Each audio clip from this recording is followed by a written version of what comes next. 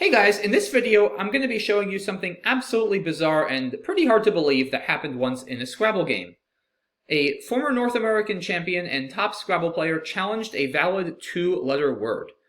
And your first reaction to this might be, well, does that mean that I don't need to know my two-letter words if I want to become a top player or win a national championship? And that could not be further from the case. As we'll see, as bizarre as it is, he was actually completely correct to do what he did given the situation he was in.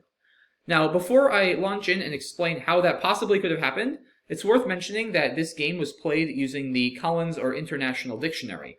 So, viewers who are used to the American dictionary might see words like "oh" here on top of the board that aren't valid in the American dictionary. It's also worth noting, this will become very relevant soon, that in Collins, if you lose a challenge, you don't lose your turn. It's a 5-point penalty.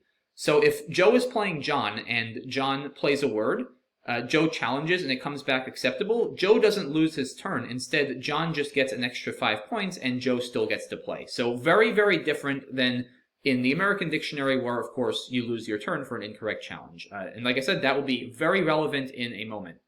So since I don't normally show Collins content on this channel, and I don't plan to very much, this was just too crazy not to show. I had to make an exception for this, but I just wanted to make sure to mention that so that folks know about the challenge rule and don't get confused why they're seeing things like OO and VAE and CH on this board. Now, without further ado, let's jump into what happened.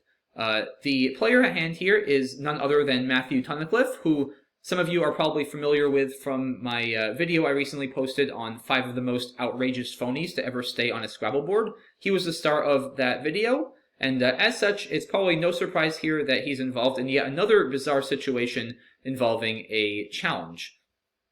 Now, his opponent Ileana plays the word EL in this position here, making EN and Lavo for 13 points.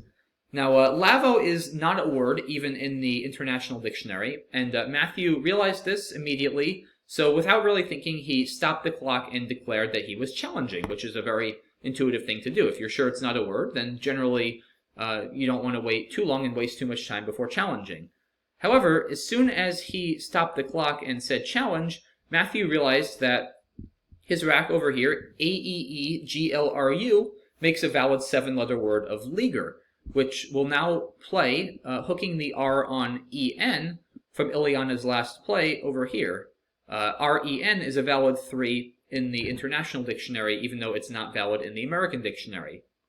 And before Ileana's play of EL, Matthew's bingo would not have fit on this board. His next best play would be probably something like Opal and Large over here, which is an okay play, but it's considerably worse than the bingo. It only scores about 25 and would keep not such a good leave, whereas the bingo scores about 65.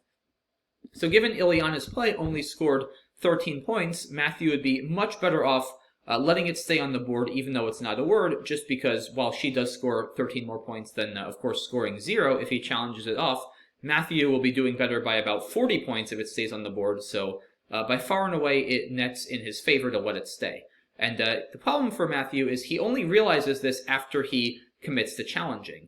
And in a Scrabble tournament, the rule states that if you stop the clock and say you're challenging, then you have to challenge the play. However, here's the catch. Matthew had not up to that point written down on the challenge slip that's present during tournaments what words he was challenging. So the director correctly ruled that Matthew could still decide what words he wanted to challenge.